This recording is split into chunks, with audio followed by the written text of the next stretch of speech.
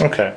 So you have said, let's see what it looks like using x over 3 instead. So f of minus x equals some constant times x over 3 plus some constant times the regular function. Mm-hmm. So for these things to be equal when x equals 0, what has to be true? So these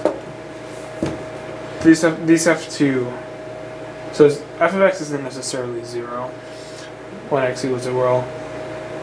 So this would just say f of 0 equals a times f of 0 plus b times f of 0. So I guess these a and b have to end to 1.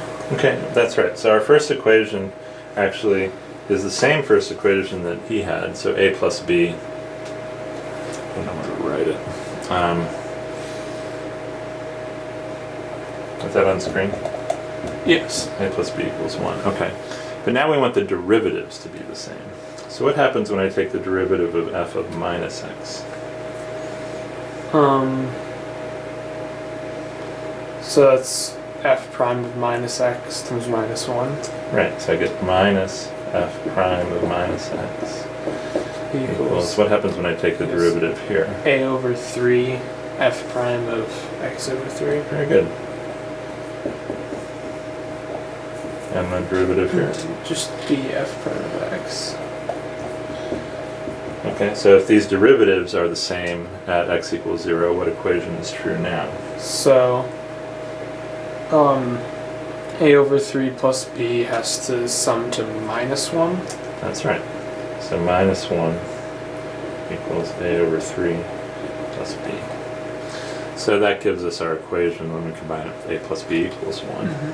So 1 equals a plus b. So how would you like to solve these? Well, we can, let's see, we can subtract this way just so we have a positive. Okay. So we eliminate the b's, we get 2a over 3 equals 2. 2a over 3 equals 2. So a equals 3. A equals 3. That means b, so let's plug it into here. So 1 plus b equals minus 1, so b is negative 2. Alright, so b is minus 2. Seems to work.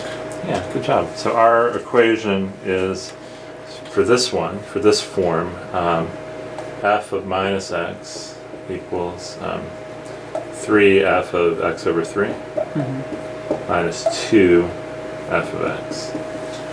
And so his equation there was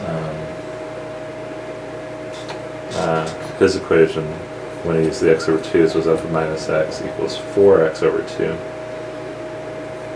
f of x over 2 minus 3f of x. So we are going to get something, a different type of reflection here.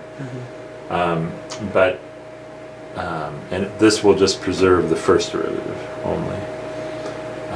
And you can see when in his post, well, in the video you can't see it, but it's on the screen, it says, he said this is one such function, which kind of gives you the impression that there are more than one. And in fact, we just made up another one. Yeah. So why don't we go back to Mathematica now and see what preserving the derivative in this way does. Alright. And maybe we can compare the two.